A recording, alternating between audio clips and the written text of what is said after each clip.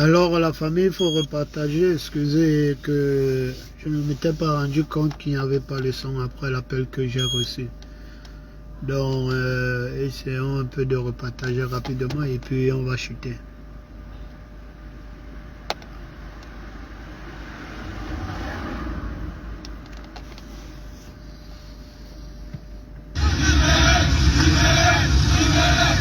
Il y a un gros problème.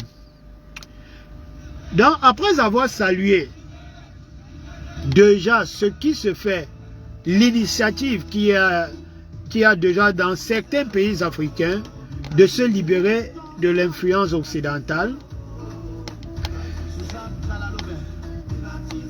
il ne nous sera quand même pas reproché sur le fait que nous puissions constater que dans cette lutte-là, dans cette volonté de se libérer de l'influence occidentale, on voit que dans le plat, il n'y a pas tous les ingrédients. Il y a quelque chose qui manque. Et cela nous amène à se poser la question, est-ce que les ingrédients qui manquent sont vraiment capitaux? Sont vraiment capitaux jusqu'au point où on peut se poser la question, si on ne prend pas conscience dès lors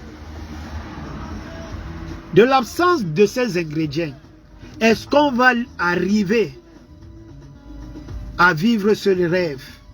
Est-ce que on va réellement réussir à libérer l'Afrique et les Africains eux-mêmes? Est-ce qu'il est possible de dire que on va arriver à une vraie liberté quand on pense seulement de libérer la maison et de ne pas libérer les habitants de cette maison?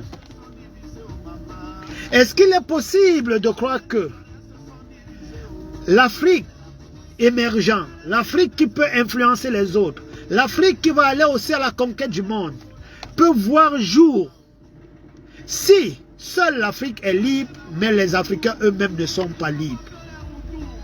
Est-ce qu'il suffit juste de chasser sur nos terres la présence militaire occidentale?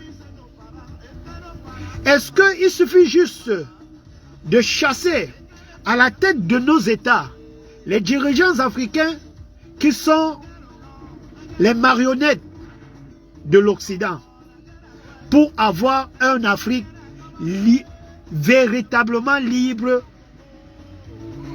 en profondeur, si les Africains, eux, restent dans la peau des autres? Non. Dans la continuité de cette réflexion, j'ai identifié 3 points. Est-ce que l'Afrique peut être libre avec les Africains libres quand l'Afrique est libre, mais religieusement, on reste dans la religion des autres? 1. 2. Est-ce que l'Afrique peut être libre et avec les Africains libres quand culturellement l'Afrique va rester dans la culture des autres? 2. Est-ce qu'on peut être libre en Afrique en chassant juste les militaires, les puissances militaires étrangères, les représentants, les marionnettes à la tête de nos États africains, si déjà il n'y a pas une philosophie politique africaine qui prend ses sources dans les plus profondes racines de l'Afrique, dans nos traditions, qui prend ses sources, son énergie dans nos traditions, dans nos cultures, dans notre vision de l'Afrique dans le futur? Est-ce que c'est la démocratie occidentale qui va réussir à nous amener à avoir une Afrique puissante demain, qui peut aussi aller à la conquête du monde, qui peut non seulement se protéger elle-même, mais qui peut aussi influencer les autres? Si cette Afrique-là, politiquement, sa philosophie politique n'est pas tirée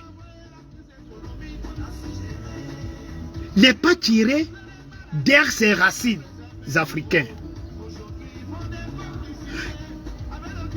Est-ce que c'est possible de voir cette Afrique-là si la philosophie politique n'est pas tirée des traditions africaines?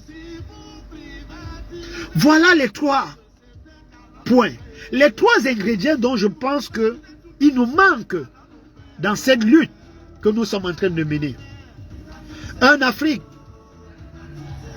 qui n'est pas libre sur le point religieux et qui reste dans le miroir, dans la religion des autres. On aura un Afrique qui n'aura pas des individus spirituellement africains. Donc, la force spirituelle, la force religieuse ne va pas profiter à l'Afrique. Ça, c'est une réalité. Si on doit s'attarder sur ce point de la religion, ceux qui nous dominent, parce que même les Arabes, à un moment, ils nous ont dominés. Les Arabes nous ont esclavagisés. Les Arabes ont esclavagisé les Noirs pendant plus de 200 ans. 200 ans. Voilà les gens qui ont apporté leur religion chez nous. Mais ils nous ont esclavagisés comme les Occidentaux l'ont fait.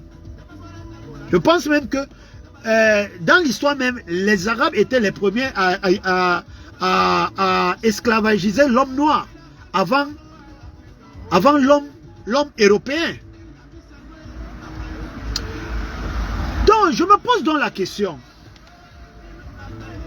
La première question que je me pose, pourquoi dans des États arabes, dans les pays arabes,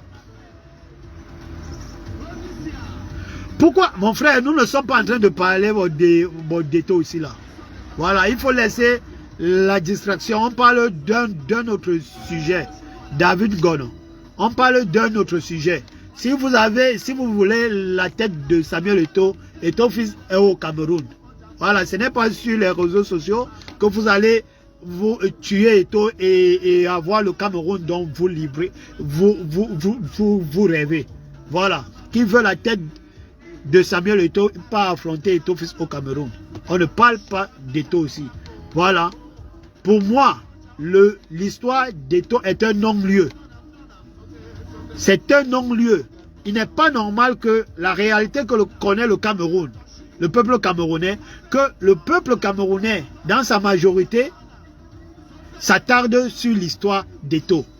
Moi, c'est une distraction. Et le fait que vous vous êtes attardé sur ça, moi, j'ai compris qu'en réalité, il y avait un autre problème derrière. Ce n'est plus la critique politique dont on portait à Eto'o sur son choix politique, mais vous avez d'autres intentions derrière. Et tout le monde a compris ça. Voilà, donc moi, je ne m'attarde pas sur ça et je ne vais pas tomber dans vos jeux.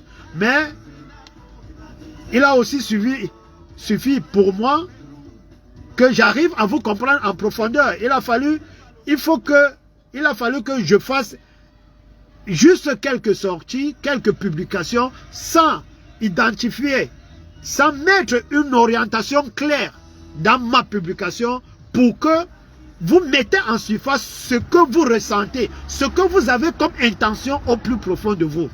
Et je pense que tous les Camerounais vous comprennent aujourd'hui.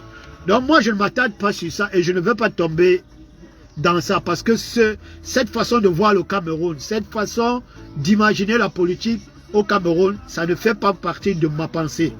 Voilà, ça ne fait pas partie de ma pensée. Si vous quittez dans le cadre politique, qu'on peut critiquer à Eto'o, et chercher à porter cela dans un autre contexte, en cherchant d'être malin, alors que quand vous écrivez, quand vous vous exprimez, quand vous venez répondre à une publication, il y a un autre truc qui se fait ressentir. Alors, je comprends que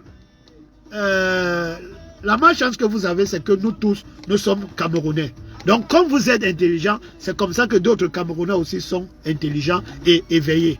Donc, le sujet d'Eto'o n'est pas l'argument principal dans mon live que je suis en train de faire actuellement. Donc, pour retourner sur notre question,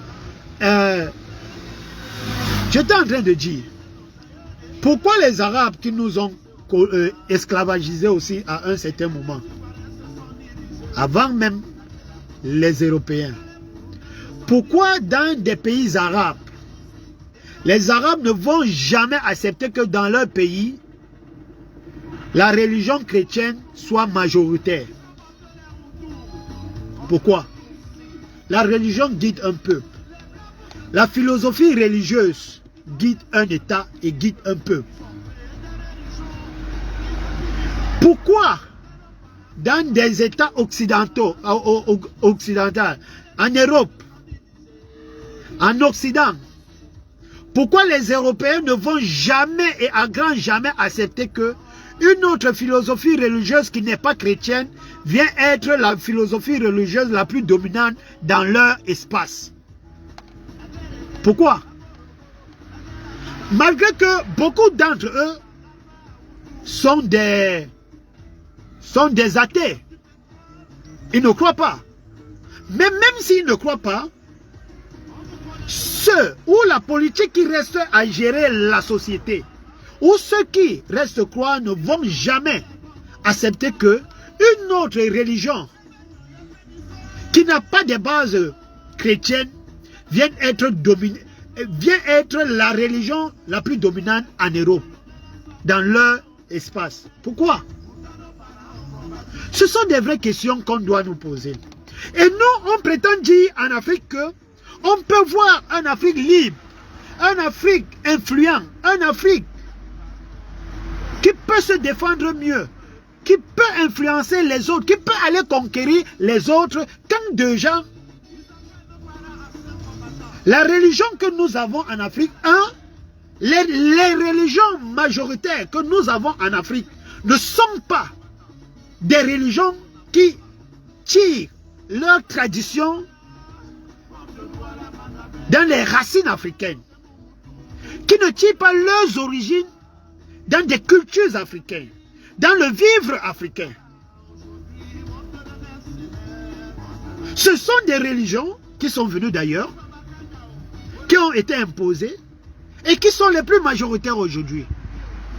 Donc, nous sommes en train de penser à libérer une terre qui a toujours été dominée par des gens qui sont venus ailleurs et maintenir sur cette terre une philosophie religieuse, des philosophies religieuses qui sont majoritaires mais qui ne seront jamais profitables à l'Afrique parce qu'ils ne vont jamais éduquer dans le sens spirituel de croire africainement, de penser africainement et de penser que le paradis ou la terre sainte peut être aussi africain.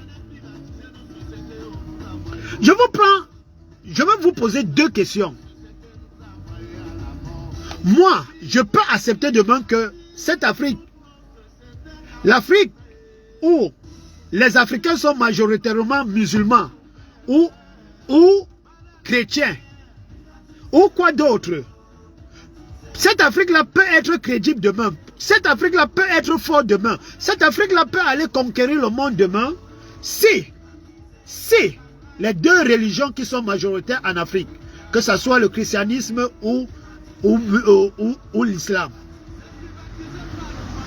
si on déplace la terre sainte des musulmans, la Mecque, on met la Mecque en Afrique, sur une terre africaine, alors là, je serai d'accord. Parce que même la religion est d'abord une force économique.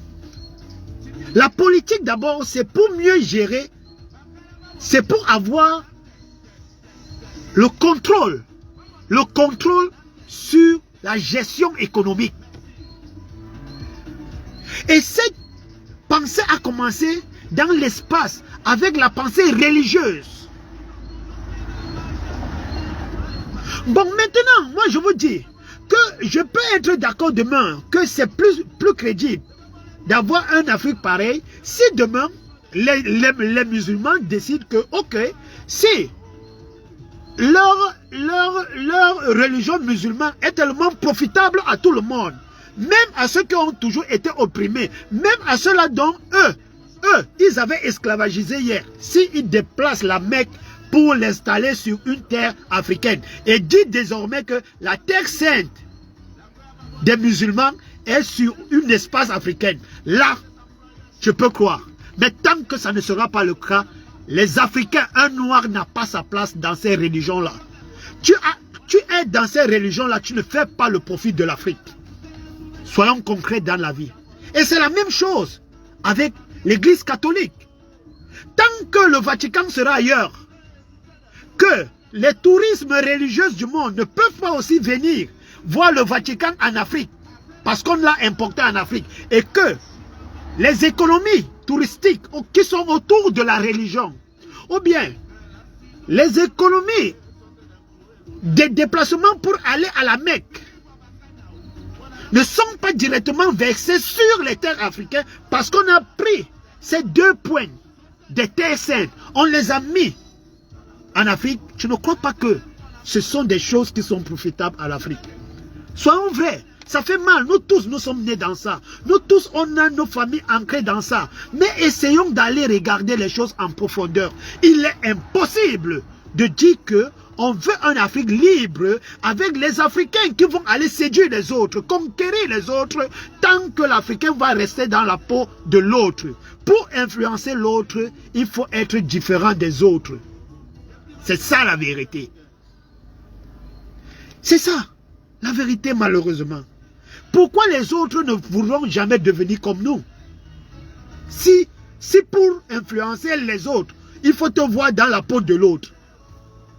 Pourquoi les autres ne peuvent pas aussi chercher à devenir comme nous, qui n'avons jamais pensé à aller conquérir les autres par la violence, par la domination, mais dit que ok, l'homme noir est tellement tranquille, il n'a pas l'esprit du sang en lui, il n'a pas l'esprit de la guerre, il n'a pas l'esprit d'aller conquérir, dominer. Alors, ça veut dire que quoi? La vraie spiritualité peut être africaine, celle-là qui ne veut pas la violence sur l'autre. Alors nous tous, nous aussi Européens, nous aussi Arabes, cherchons à devenir comme les Africains. C'est impossible. Ils ne vont jamais le faire. Et c'est normal qu'ils ne le fassent jamais. Et c'est normal qu'ils ne le fassent jamais. Parce que dès lors qu'ils vont le faire, ils ne vont plus être une fausse influence. En ce moment-là, ce sont les Africains qui vont devenir influents. Qui influence ne subit pas l'autre. C'est l'autre qui te subit. Et l'autre qui te subit, tout ce que tu fais est au profit de l'autre. Pourquoi c'est un hasard que la terre sainte est chez eux? Pourquoi? Parce que quoi? Dans cet esprit de mettre cette terre sainte chez eux, ça leur rapporte aussi économiquement. Vous imaginez un peu ce que ça peut ramener. Ça peut apporter comme perte. Ou ça peut ramener comme gain économique. Si demain on enlevait la Mecque, on dit que non, la Mecque n'est plus là où ça se retrouve, je ne sais même pas où. Mais on dit quand même qu'on enlève la Mecque là-bas. On met la Mecque dans une terre africaine. Vous savez combien ça peut rapporter économiquement à l'Afrique chaque année? Vous savez combien des individus se déplacent par an dans ce monde, sur cette planète, pour aller à la Mecque? Vous savez combien ça rapporte à l'Arabie Saoudite? Vous savez combien d'individus se déplacent par an pour venir au Vatican, à la Terre Sainte, des chrétiens? Imaginez un peu, on déplace le Vatican maintenant, on met ça en Afrique. Vous savez combien ça va profiter à l'Afrique?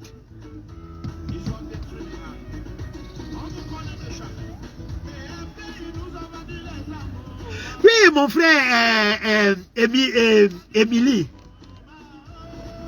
Oui, ces religions sont déjà très anciennes en Afrique. Mais il y a un problème qui se pose.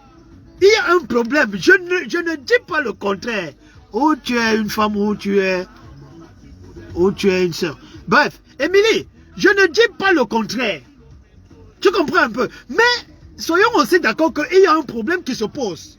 Qu'on ne peut pas avoir une Afrique libre avec les Africains qui ne sont pas libres. Avec les Africains qui ne sont pas libres. Observez tous les États, tous les autres États qui ne se reconnaissent pas majoritairement dans les deux religions que je viens de citer. Mais ils sont puissants. C'est parce que quoi? Ils sont restés avec leur identité. Ou bien ils ont, dans le passé, ils ont cherché à rester attachés, forts, et avoir le contrôle dans une religion dont eux, ils ont le contrôle. La Russie est orthodoxe.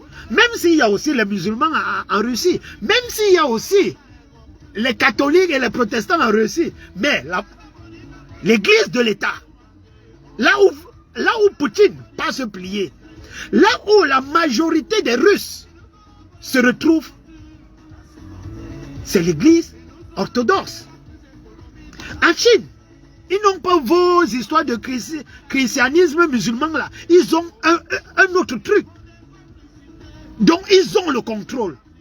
Ils sont le point G. Ils contrôlent. Ils sont puissants. Ils sont puissants. Mais nous en Afrique, on prétend dire qu'on peut être puissant aussi, aller influencer les autres, tant de gens, sur les 3 points que je viens de citer, et donc je suis encore en train de développer seulement le premier point. Quand les habitants de cette Afrique-là sont majoritairement dans des énergies qui font profit aux terres qui sont hors d'Afrique et aux peuples qui sont hors d'Afrique, alors qu'est-ce que l'Afrique gagne des Africains qui sont musulmans? Qu'est-ce que l'Afrique gagne des Africains qui sont chrétiens? Qu'est-ce que ça rapporte comme richesse et comme puissance, comme force, comme influence à l'Afrique elle-même? Ça n'existe pas.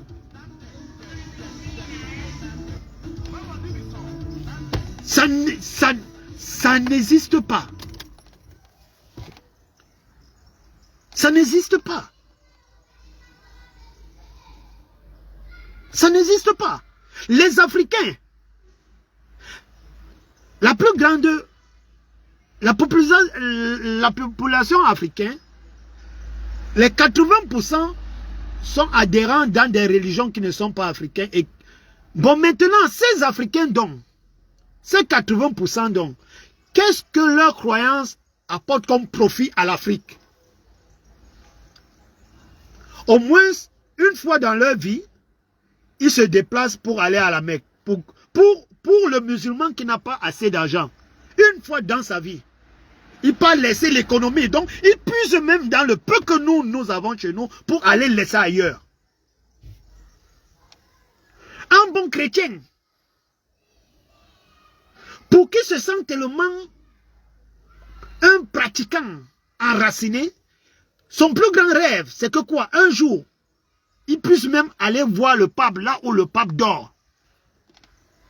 Qu'est-ce que cela rapporte comme économiquement, comme influence, comme esprit de conquête à l'Afrique? Ça n'apporte rien comme influence à l'Afrique, parce que c'est toi l'Africain qui quitte ailleurs pour aller. Tu es séduit par l'autre, par le Dieu des autres, par la philosophie de l'autre. Et non seulement c'est toi l'Africain, c'est toi le noir qui émigre pour aller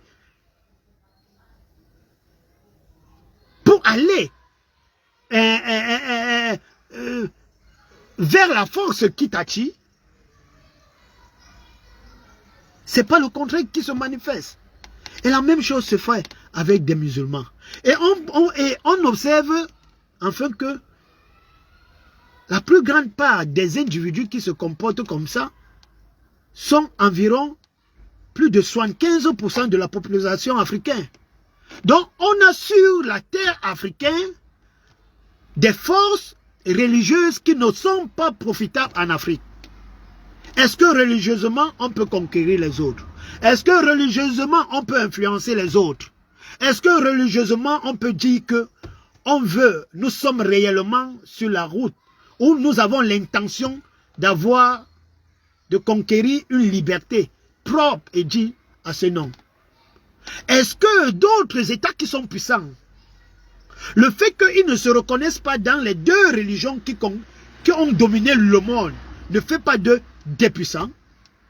La Chine n'est pas majoritairement, ne se reconnaît pas majoritairement dans ces deux religions. La Russie ne se connaît pas majoritairement dans ces deux religions. L'Amérique est puissante parce que quoi? La plus grande partie, la plus grande partie de la population américaine est chrétienne. Imaginez, il vous est déjà arrivé de penser dans vos têtes, il y a la démocratie absolue aux États-Unis, non? Mais, est-ce que selon vous, il est possible qu'un jour, vous voyez à la tête, à la Maison Blanche, à la tête des États-Unis, un individu qui est peut-être un musulman, comme le président des États-Unis? Est-ce possible? Mais il vous parle de la liberté de la religion, chacun est libre de croire. Mais est-ce qu'un Américain musulman peut entrer un jour et prendre le contrôle de l'État américain? Mais là aussi, là-bas aussi, il y a une liberté religieuse. Pourquoi? Parce que quoi? Ils ont un point sur lequel ils ne doivent pas perdre contrôle. Il y a les points dans un État, dans un peuple qui veut influencer les autres. Il y a 3 points. La religion, la culture, la politique. Si ces 3 points ne sont pas attachés à vos origines, à vos racines, vous ne pouvez pas dominer le monde. Vous ne pouvez pas séduire les autres et vous ne pouvez pas aller conquérir les autres. Là, c'est une vérité. Raison pour laquelle on doit se poser la question. Je dis encore et je répète.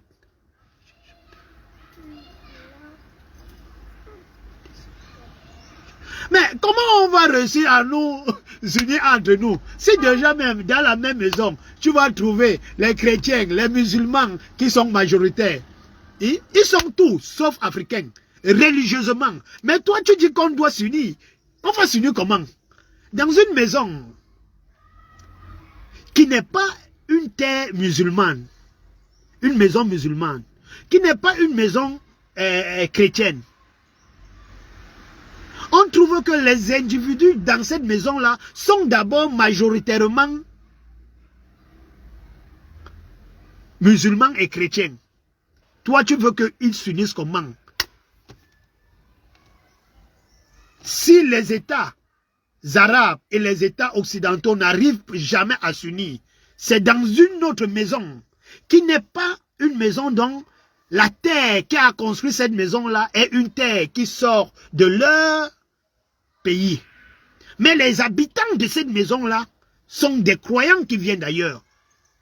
Toi, tu veux qu'ils s'entendent, ils s'unissent où? Le pourquoi je pose la question, ma soeur. Moi, je veux attirer ici à une réflexion vraiment concrète. Tu vois un peu. Je sais que ça, c'est un sujet très, très sensible. Et les Africains n'aiment pas quand on les touche. L'Africain, pour mieux vivre avec l'Africain, ne dit pas trop de vérité à l'Africain. Surtout les vérités où lui-même aussi peut se retrouver. Je suis en train de vous parler comme ça. Quelqu'un qui est dans une famille, qui est né dans une famille chrétienne pratiquant pure de l'église catholique romaine. J'ai même des prêtres dans ma famille. Des prêtres. Donc, ce n'est pas quelqu'un qui sort d'ailleurs. Hein. Mais, je peux vous dire que, mes frères, on dit que quand tu sors, tu marches. J'ai fait de l'Afrique en Europe à pied. J'ai vu beaucoup. J'ai pris le temps d'observer et je suis encore en train d'apprendre.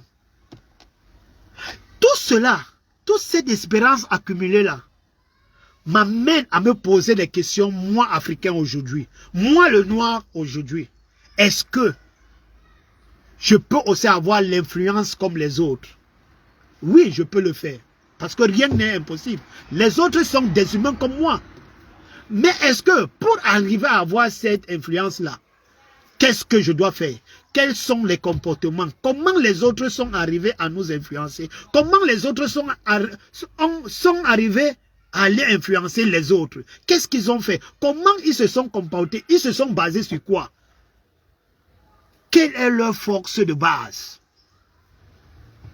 Et leur force de base, c'est ces 3 points.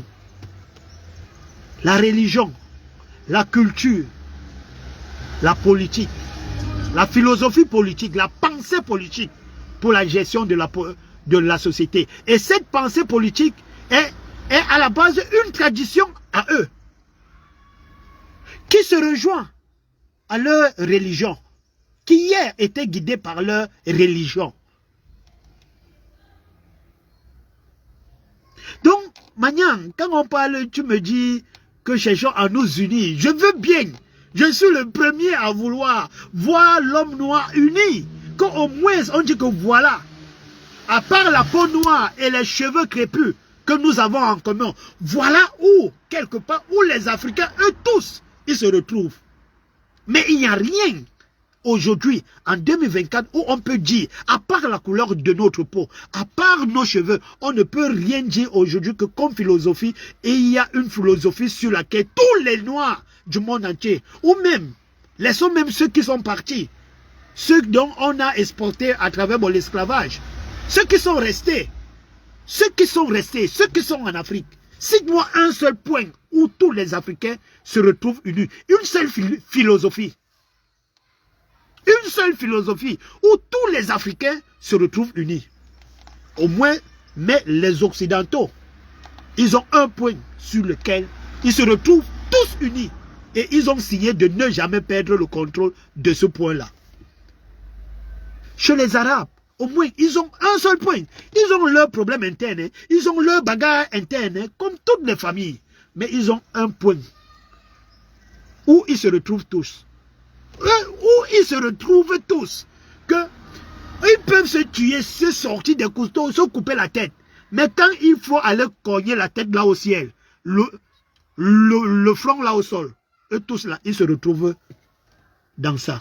Maintenant, toi aussi, cite-moi, tu es noir comme moi. Cite-moi une seule philosophie aujourd'hui sur laquelle toi et moi et tous les autres Africains de l'Afrique, on se retrouve, et que quand on se retrouve à ce point-là, nous tous, on conjugue le même verbe qui est censé à nous guider, nous tous. Il n'y en a pas.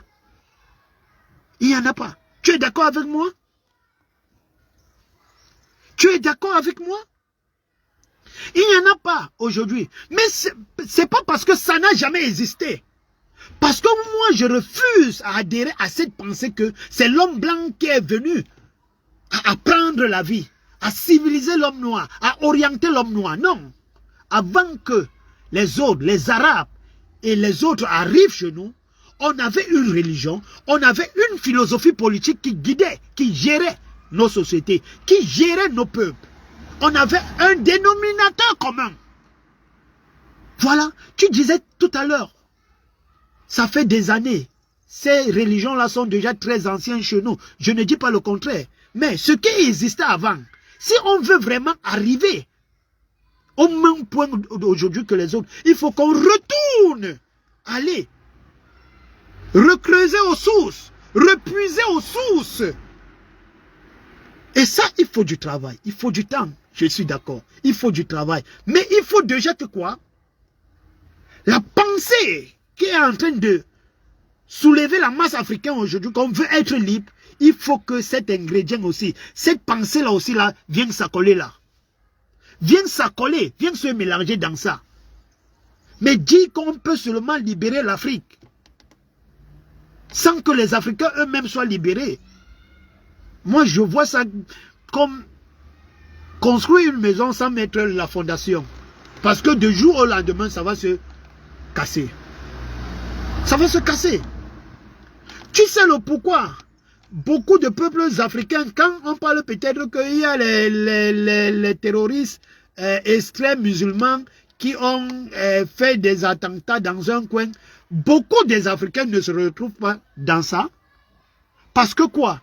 Ils se redisent que, oh, de toutes les façons, ce n'est pas ma religion. Tu comprends un peu? Donc, ils ont de la compassion, mais ils n'ont pas de la compassion profonde. À dire que merde, ces gens-là ont attaqué. Ils se sont attaqués à notre racine, à notre poumon, à notre cœur.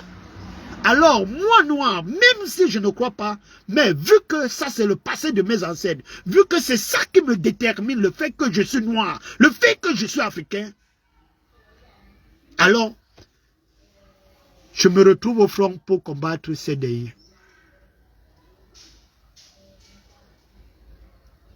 La danse, même cette danse-là, aujourd'hui, ma soeur, si peut-être on part en profondeur, je vais arriver au niveau de la culture maintenant. Attends, je suis en train de chuter sur le point de la religion. Je vais arriver sur la culture maintenant. Tu vas comprendre que là-bas, c'est même encore wolo. C'est fini.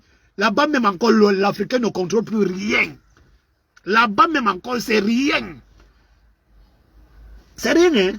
Parce qu'on dit toujours que quoi? Un peuple peut être mieux guidé quand le leader, déjà, reste attaché aux valeurs de ce peuple-là. Mais je veux arriver au niveau de la culture. Ça sera mon deuxième point. Ne t'inquiète pas. Parce que tu vas te retrouver, tu vas voir après que même la danse la manière, laisse. La danse qui fait aussi partie de la culture, mais on ne contrôle plus rien. Voilà un peu. Donc, sur le point de la religion, dire qu'on veut avoir une Afrique libre, mais restant avec des Africains qui sont majoritairement des croyants, des pratiquants, des religions qui n'ont pas des origines africaines, pour moi c'est un problème. C'est un gros problème. Dans le sens que je ne crois pas qu'on aura un Afrique libre et les Africains libres dans ce contexte-là. Voilà. Parce que, même quand vous vous attardez même sur ce point encore de la religion, là, je vais vous ouvrir une autre petite fenêtre. Il y a d'abord même une grande hypocrisie au sein de ces histoires de la religion-là. Regardez aujourd'hui, à part que l'homme africain aujourd'hui est devenu un certain, comment dire, un truc, une espèce qui pense que bon, tout peut se résoudre à travers la volonté de Dieu. Ils sont tellement devenus manipulables que je vois souvent sur les réseaux sociaux, tu vois même, ils se font des défis. Des défis. Les musulmans contre les chrétiens. Ça fait 10 ans que je suis en Beng. Je n'ai jamais vu une connerie pareille. Les gens qui ont amené leur religion chez nous, j'ai fait le monde arabe à pied. Je n'ai pas vu dans le monde arabe les Arabes eux-mêmes faire des matchs de concurrence qui est plus dans la vérité. Parce que même la religion musulmane, l'islam, au sein de la... Entre eux là, ils sont divisés. Hein. Il y a les sionistes. Donc, ils sont divisés aussi. Mais, traversant leur monde là, je n'ai jamais vu. Je n'ai pas vu avec mes yeux. Entre eux, faire des défis. Comme cette idiotie qui guide la jeunesse africaine aujourd'hui. Tu le vois souvent. Ils sont en centaines dans des carrefours. L'autre est là-bas avec la Bible. L'autre est là-bas avec le Coran. Non, c'est moi qui est dans la vérité. J'ai même vu une vidéo dernièrement.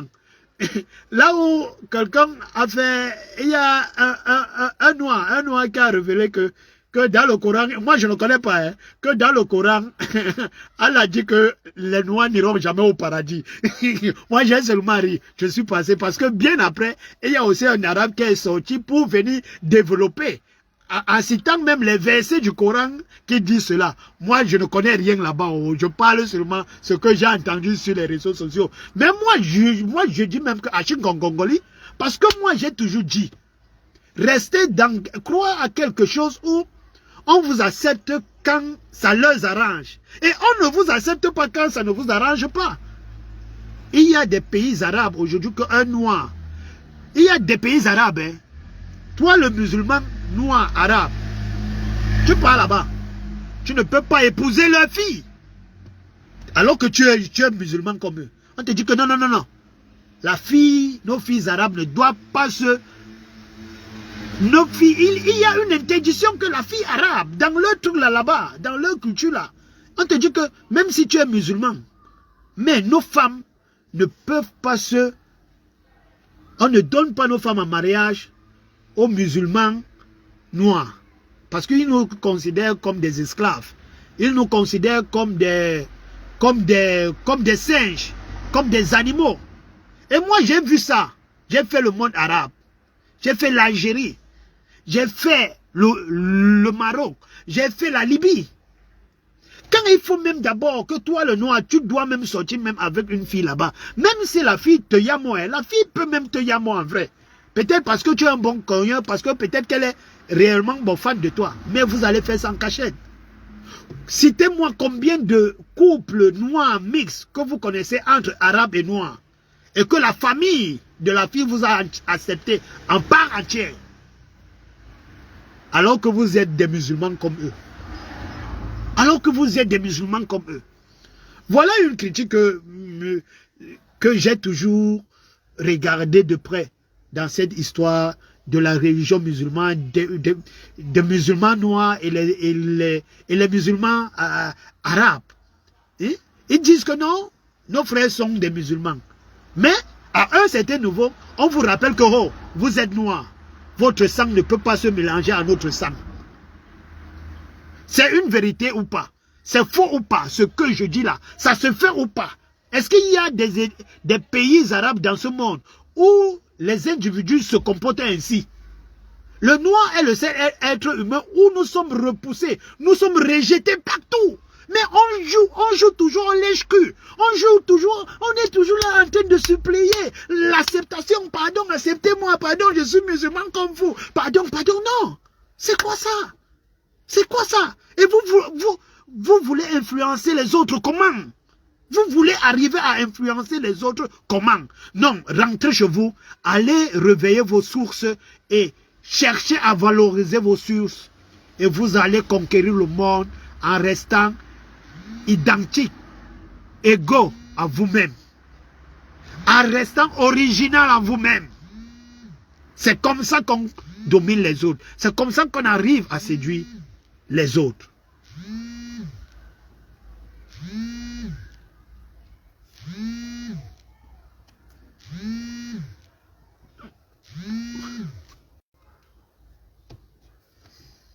Vous comprenez un peu? Donc il y a aussi cette façon, à part que cette petite bêtise que je vois sur les réseaux sociaux, un imam qui fait son équipe, qui organise son équipe contre une partie de Toto des Noirs, une masse de Toto des Noirs qui se disent chrétiens, chacun cherche à défendre. Donc voilà des individus où voilà les individus que la Chicotte est venue imposer une philosophie. Et dû à la force de la Chicotte qui est restée ancrée dans le cerveau, il reste à se battre sans toutefois qu'il y a encore la présence. Sans toutefois qu'il y a encore la présence de celui qui tenait la Chicotte. Est-ce que c'est normal, les frères? Est-ce que c'est normal? Vous pensez que les autres vont vous respecter comment? Vous allez séduire les autres comment? Les autres vont vous trouver comme une force attirante comment? Comme une force séduisante comment? Moi, en marchant dans le monde arabe, je n'ai jamais vu une bêtise pareille. Alors que ce sont eux. Avec la force de la Chicotte, ils sont venus avec cette histoire-là dans l'Afrique noire. Ça fait 10 ans que je vis en Occident. Je n'ai jamais vu les Occidentaux entre eux. L'autre est là-bas, même ceux qui sont même dans le témoin de Jéhovah, ou bien ils sont des protestants. Je n'ai jamais vu. Ils se sont placés dans un carrefour. Ils ont dit, oh, moi je suis dans la vérité. Toi tu es dans le mensonge. Jésus a dit que, wow, c'est Allah qui a dit que, non. Ce n'est qu'en Afrique noire qu'on peut trouver une bêtise pareille, mais je peux comprendre. La chicote, mais la chicote était passée. La chicote est restée ancrée dans les mentalités, dans le cerveau. Donc vous voulez me dire que nous, africainement parlant, avant que ces gens n'arrivent chez nous, on n'avait rien, on n'avait aucune base, on n'avait aucune boussole qui nous guidait? Non, je refuse. Je refuse de croire à une idiotie pareille.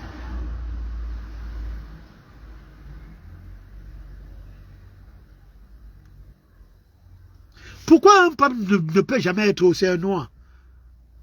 Pourquoi? Pourquoi on ne peut jamais avoir dans ce monde-ci là un pape noir? Non, ça va changer beaucoup de cartes sur la table. C'est pas normal. C'est pas normal. Ces questions-là, il ne faut pas que le noir se les pose. Ces questions-là, il n'est pas normal qu'un noir se pose ces questions. On ne veut pas les noirs qui sont curieux. On ne veut pas des noirs qui réfléchissent.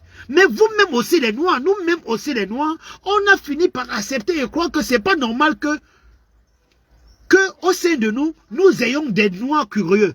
Des noirs qui puissent arriver à pousser leur réflexion plus loin que le bout de leur nez. Mais moi, je ne pense pas qu'il est normal que, à travers l'école de la route, à travers l'observation et ce que j'ai subi en route là, ce que j'ai appris, ce que la souffrance m'a appris au sein de ces peuples-là, et ce que je suis en train d'apprendre aujourd'hui dans leurs écoles, je ne peux pas être en présence de cette vérité. Et que moi, le noir que je suis, et qui ne me voit pas mourir avec une autre peau, à part la peau noire, je refuse d'être au milieu de cette vérité et de ne pas la partager avec mon peuple. Sauf si moi aussi, j'ai l'intention de maintenir mon peuple dans l'ignorance totale.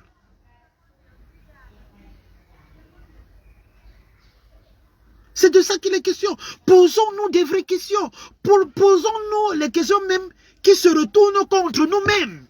Mais ce n'est que par là qu'on pourra se relever. Ce n'est que par là qu'on va pouvoir devenir grand aussi un jour. Posons-nous les questions qui nous mettent aussi nous-mêmes en cause. C'est une vérité. C'est une vérité. De dire aujourd'hui qu'il n'est pas possible d'avoir un Afrique libre, puissant, qui peut séduire les autres, qui peut aussi être une force influente si les Africains, dans leur majorité, vont rester des adeptes des religions qui ne sont pas propres à l'Afrique, qui ne sont pas profitables à l'Afrique. Une religion doit apporter économiquement à sa terre. Une religion doit apporter culturellement à sa terre. Une religion doit apporter le savoir-vivre ensemble à sa société, à sa terre. Une religion pense au futur, l'organisation du futur. Mais si les populations qui vivent sur cette terre sont majoritairement adhérées à des philosophies religieuses qui viennent d'ailleurs et qui profitent aux autres terres, alors on est en train de penser à libérer un espace où nous-mêmes on ne sera pas des vrais propriétaires de cet espace-là. Sinon que tirer les ressources qui viennent de ces terres pour faire profiter aux autres. Ça, c'est une vérité. Il faut l'écrire. Comme le dit souvent le professeur Nyamsi. Écrivez. Écrivez ça. C'est impossible d'avoir une Afrique libre avec des peuples qui sont majoritairement adhérents à des religions qui n'ont aucune origine africaine et qui ne sont pas profitables à l'Afrique. C'est impossible, c'est faux et c'est un gros mensonge. Ça ne veut pas dire que l'idée elle-même, elle est fausse, ou la volonté elle-même, elle est fausse. Qu'on veut être libre, on veut une Afrique libre avec les Africains libres. Mais il faut qu'on se pose toutes les questions et qu'on mette tous les ingrédients dans la marmite. Ne cherchons pas seulement à prendre les problèmes dont on trouve comme non, ça ne peut pas nous remettre nous-mêmes en cause. Est-ce que non. Moi, je suis né chrétien. J'ai été baptisé chrétien. Mais je constate que quoi? Mon existence est seulement pour valoriser les autres.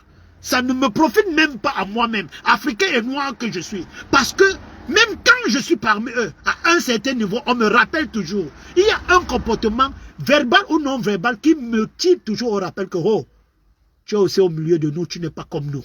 C'est une vérité et c'est un fait. Il n'y a pas un noir qui peut le nier. Écrivez ça. Il n'y a pas un noir, musulman ou chrétien, qui peut nier ce fait que quoi. Même quand il est entre cette masse-là, à un certain niveau, on vous rappelle toujours le fait que quoi. Oh, vous n'êtes pas comme nous. Et votre limite, ça doit être à ce niveau. Vrai ou faux? Vrai ou faux? Écrivez, vrai ou faux? Ne soyons pas hypocrites nous-mêmes. C'est une vie. Moi, aujourd'hui, avec toute l'espérance que je porte sur mon dos, je ne peux plus me mentir moi-même. Je ne peux plus mentir sur mes propres douleurs. Je ne peux plus mentir sur ma propre tristesse. C'est faux. Et puis, il n'y a pas un noir qui ne le vit pas. Sauf s'il est hypocrite, sauf s'il veut faire semblant. Et ça, là, et d'en faire semblant, là, et d'en faire hypocrisie, là, nous, les noirs, là, nous sommes des champions aujourd'hui. Mais au plus profond de nous, là, on sait que ce que urge le monde entier est en train de dire, là, c'est une vérité. Ceux qui sont en Afrique, nos frères, nos familles qui sont en Afrique, peut-être ils ne pourront pas comprendre la profondeur de ce que je suis en train de développer là maintenant. Mais j'invite à qui peut avoir la possibilité d'aller hors de l'Afrique, aller vivre dans les autres espaces là. Et après on va venir, on va reparler. Après on va revenir et on va reparler. Voilà, ça c'est une triste réalité. Donc il faudrait que, dans le combat qui est en train d'être mené pour une Afrique libre, il faut aussi qu'on pense à un combat des Africains libres. Et qui dit un Africain libre doit être un Africain qui est libre de toute influence qui vient d'ailleurs et qui se manifeste dans la volonté de se connecter avec sa terre ancestrale pour émerger, pour participer à l'émergence d'une force qui doit d'abord être une force qui va nous protéger, mais une force qui peut aussi influencer les autres à devenir comme nous. Je refuse de croire qu'on existe dans un monde où seul l'Africain est appelé à se voir dans la peau de l'autre. Et l'autre ne veut jamais se voir dans la peau de l'Africain. C'est faux. Si tu même dans une relation là, moi, même dans mes relations amoureuses là, moi je me vois dans ta peau. Mais si tu me donnes l'intention que tu ne veux pas, ou tu n'as même pas l'intention de te faire voir dans ma peau aussi, chacun prend sa route. Moi je ne subis personne. Hein. Je ne subis personne. Je ne peux que te subir si toi aussi tu me subis. Je ne peux que te subir si toi aussi tu me subis. Mais si j'ai l'intention que je suis le seul à te subir, et que toi tu prétends dire qu'il n'y a rien de bon à prendre en moi, sur le fait que je suis noir, sur le fait que, sur les bases de mes cultures, sur les bases de mes traditions, tu te dis que non, ce sont des trucs hors du commun. Quel est? Même si tu es la femme la plus riche au monde, même si tu es la femme la plus belle au monde, tu prends ta route. C'est comme ça avec moi. Et le fait que je me comporte comme ça, je vous révèle ça ici là. Ça m'a déjà apporté à 3 séparations aussi avec la femme italienne. À 3 séparations. Parce que je ne suis pas un noir complexé. Donc, l'esprit du complexe, j'ai dépassé ça depuis. Tu ne peux pas vendre un humain comme moi 8 fois pendant plus de 3 ans d'esclavage.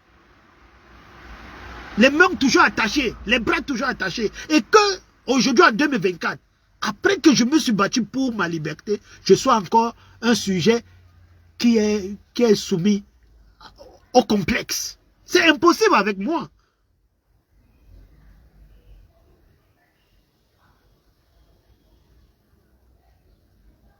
C'est impossible. Ok, Émilie, à la prochaine. À la prochaine. Merci que tu sois passé. Merci. De toute la façon, tu vas trouver la fin du Tu vas retrouver la vidéo après, au cas où tu auras besoin de la regarder. Donc c'est un peu ça. Il faut que nous-mêmes, le noir, essayons de nous poser des questions, même si ces questions vont nous rendre coupables, vont nous remettre en cause nous-mêmes. Maintenant, nous avons fini avec la religion. Allons sur le point de la culture. Est-ce que culturellement, on peut dire que l'Africain aujourd'hui est orienté ou est guidé par une culture qui est par une culture africaine? La culture d'abord même c'est quoi? La culture c'est quoi? Ma soeur qui vient de partir là, Émilie, a cité la danse quelques minutes avant comme l'un des éléments qui fait partie de la culture. Oui, mais il n'y a pas seulement ça. Il y a la langue. Il y a la langue. Il y a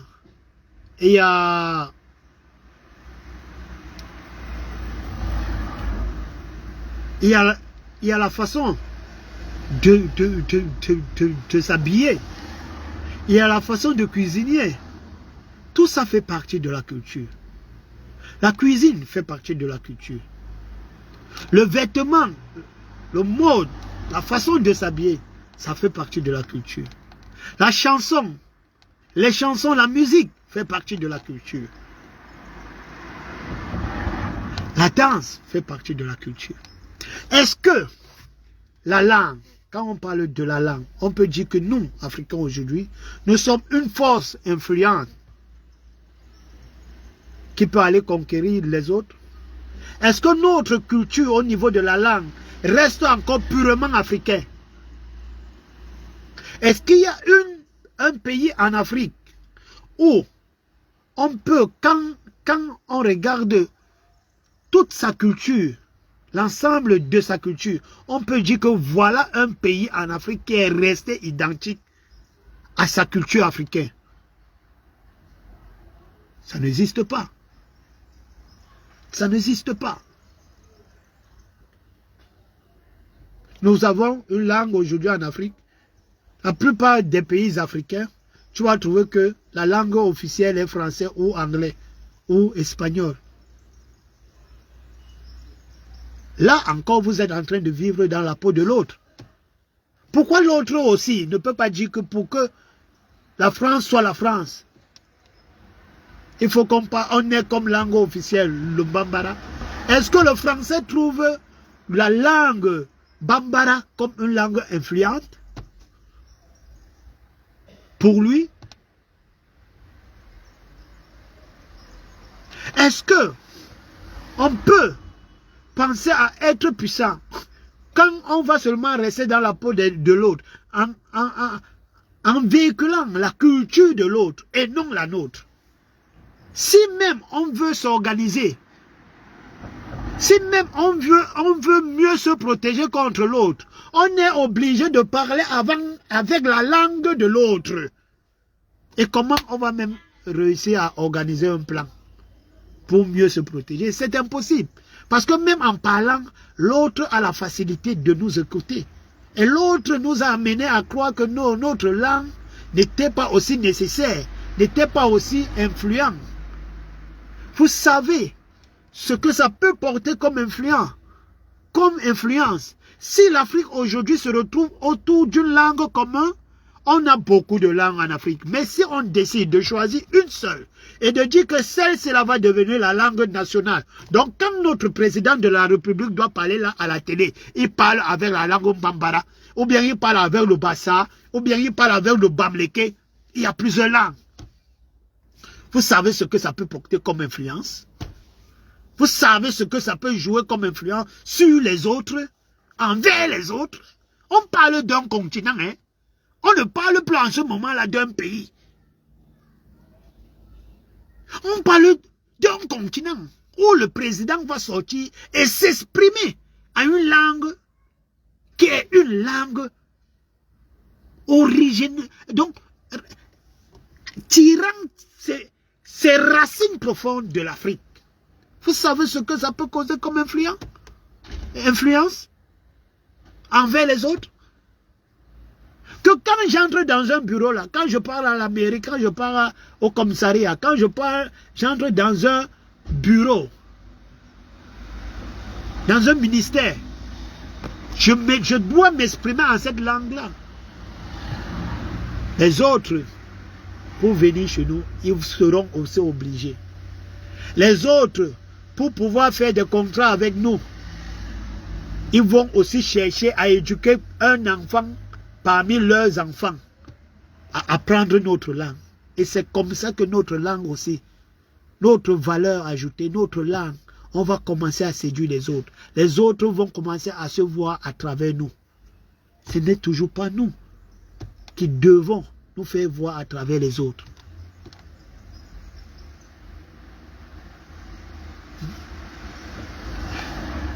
Allons maintenant au niveau vestimentaire. Quand je vous disais que la religion guide même aussi la culture. Moi, j'ai fait les pays arabes. J'ai fait les pays arabes. Hein. Dans le pays arabe, que tu sois musulman ou pas, que tu sois musulman ou pas, que tu sois musulman ou pas, une femme a une façon de s'habiller, donc de sortir sur la place publique. Un homme a une façon de se vestir pour sortir sur la place publique. Que tu sois musulman ou pas, tu es dans leur terre, tu es dans leur espace. Ce n'est même pas qu'on te dit que pour entrer dans un pays arabe, il faut être forcément musulman. Non. Tu peux même être athée, tu peux même être orthodoxe, tu peux même être quoi. Mais si tu es dans leur espace commun, dans leur espace public, tu veux sortir de ta maison pour aller acheter un bout de pain là, à la boutique qui est en face de ta maison là, tu dois porter le djaramba, tu attaches le foulard sur la tête. Toi femme. Toi l'homme, tu ne sors pas démembré. Tu ne sors pas avec une culotte qui est au-dessus de tes genoux. Donc on ne doit pas voir le parti de ton corps qui est avant tes genoux. Dans les pays arabes, c'est comme ça. J'ai fait ça. On ne te demande pas qu'il faut être musulman. C'est leur culture. Et c'est une culture qui est aussi pilotée à travers leur religion. Mais nous, en Afrique, on a quelle culture vestimentaire aujourd'hui? On n'avait pas le nôtre. En Occident, ça devient un problème quand on voit une femme marcher sur la place publique avec toute la face attachée, tout le djarabia. On commence à te regarder autrement comme une menace.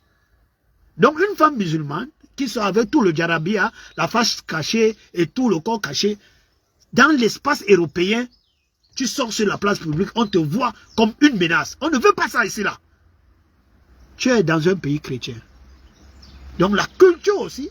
Donc on préfère même que tu marches même encore nu, sans caleçon, que de sortir comme une momie.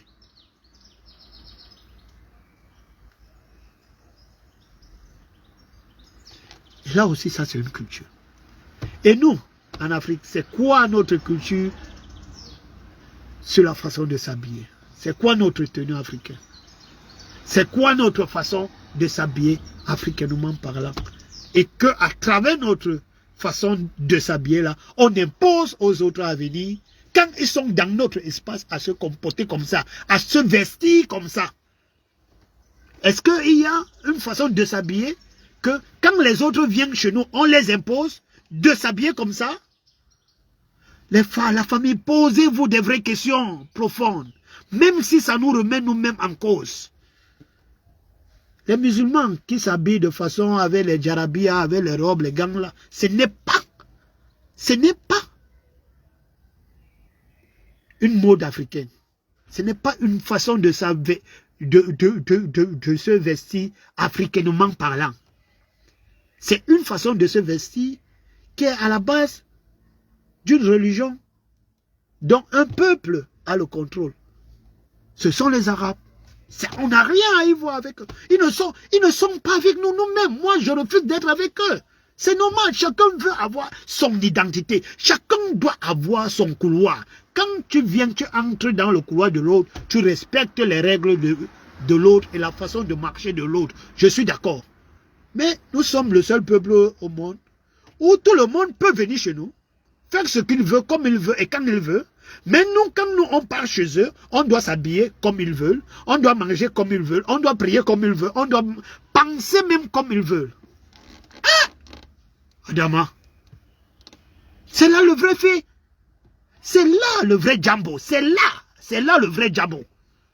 Et on pense qu'on peut influencer les autres? Non. Tant qu'on ne regarde pas aussi le problème de la liberté, sur ce point-là, on ne peut pas dire que le noir aura une vraie liberté à la fin de ces combats. C'est impossible. C'est impossible. Maintenant, on vient sur le point politique pour en sortir rapidement. La plupart des États africains aujourd'hui, l'Afrique même, elle-même a été divisée sur une philosophie politique qui vient d'ailleurs. Et est aujourd'hui guidée sur des bases des philosophies politiques qui sont tout sauf africaines. La démocratie à l'Occident qui dirige majoritairement le peuple africain aujourd'hui n'est pas une philosophie africaine. Mais est-ce que, avant que ces gens-là arrivent avec leur démocratie et console, nos peuples, il n'y avait pas une façon de gérer la cité, la société? Est-ce que les différents peuples entre nous, les différentes tribus, étaient constamment en guerre? Ils ne vivaient pas? Il n'y avait pas une collaboration entre eux? Voilà les vraies questions qu'on doit se poser. Où est la pensée politique, la philosophie de la gestion de la société africaine? Où est ça? Pour qu'on puisse gérer notre peuple africain, pour qu'on prenne aussi cette vraie source, cette identité à nous-mêmes, cette intelligence à nous-mêmes, à savoir se gérer nous-mêmes. Pas que parce que ce sont les autres qui nous ont apporté une culture, une intelligence, comment gérer les hommes ensemble et tout. Nous aussi, on cherche à bricoler, à forcer, à croire à quelque chose qui ne se retrouve pas dans notre espace et qui ne se retrouve même pas en nous. Voilà les problèmes que nous devons nous poser.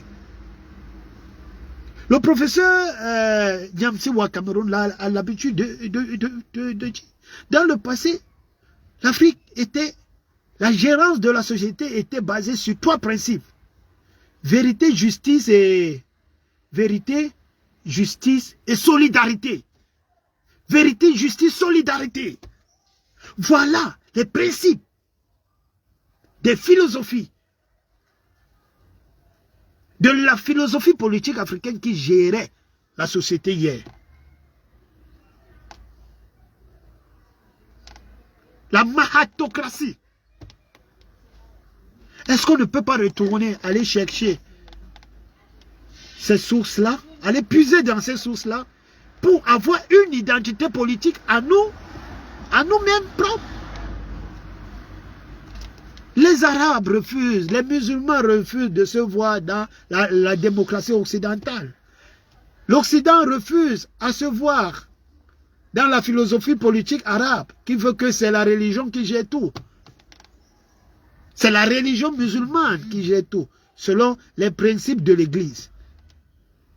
Pourquoi chez nous, chacun est resté fidèle à ses identités propres? Pourquoi chez nous, on pense que c'est ce qui vient d'ailleurs qui peut mieux nous gérer? Pourquoi?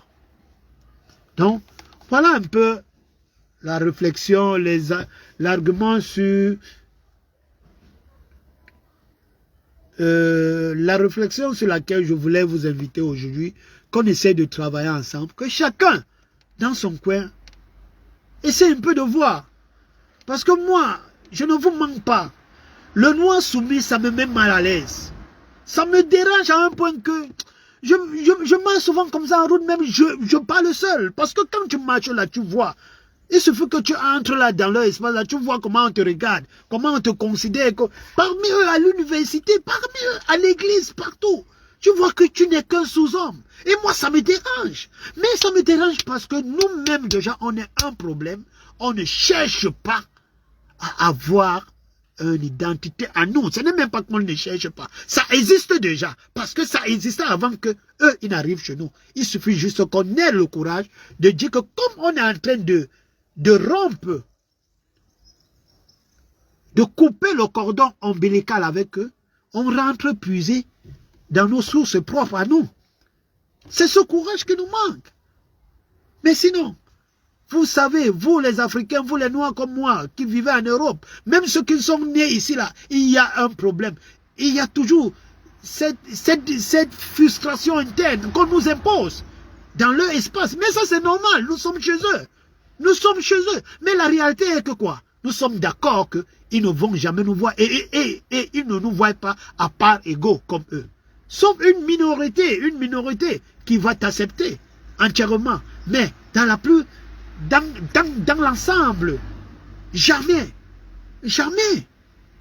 Et vous le savez, même ceux qui sont nés ici, là, même les Noirs qui sont nés ici, là, on ne t'accepte que quand tu dois faire un service qui est profitable à eux. Mais sur des sujets de réflexion, de considération profonde, il y a toujours ce rappel-là qui revient. Et ça, c'est une vérité. Un Noir courageux.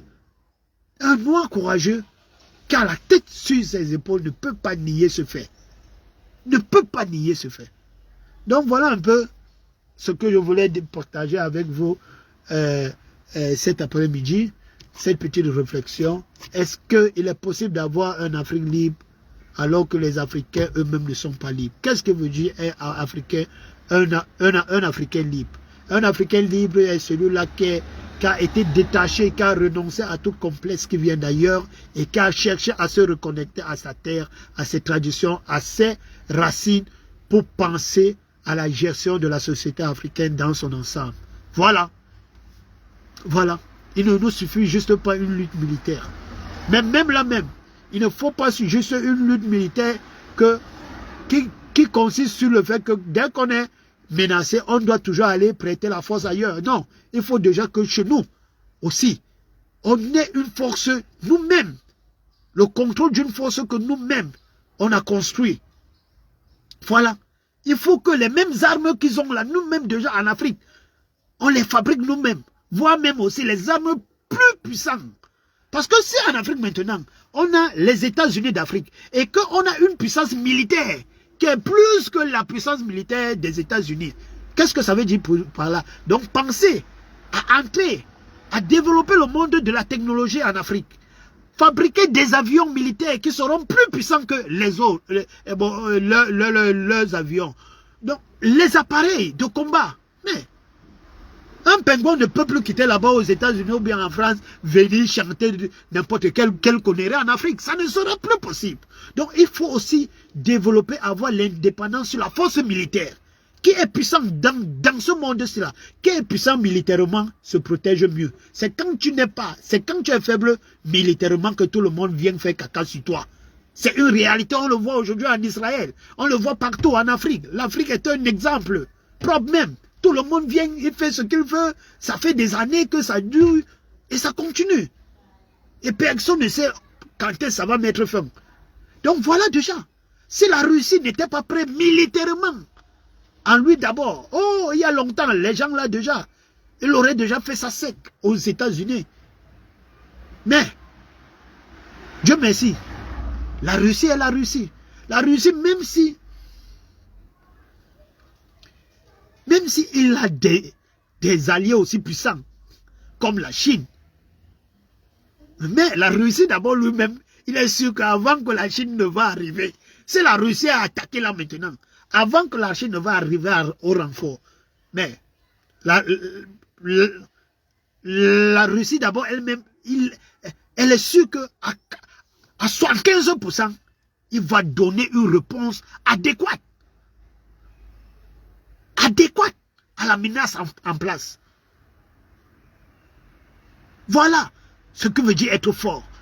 On ne peut pas être fort en restant toujours aller manger la protection chez les autres. Il faut que militairement aussi, militairement. On développe une force militaire puissante en Afrique.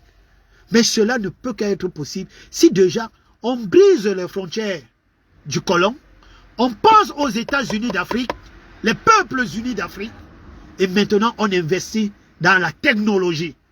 Quand on va investir dans la technologie, on va développer ensuite la technologie militaire et personne ne va plus conjuguer n'importe quel verbe sur nos têtes. Sur quoi je sors? La patrie ou la mort? L'Afrique libre ou la mort? Nous vaincrons. Ciao, ciao.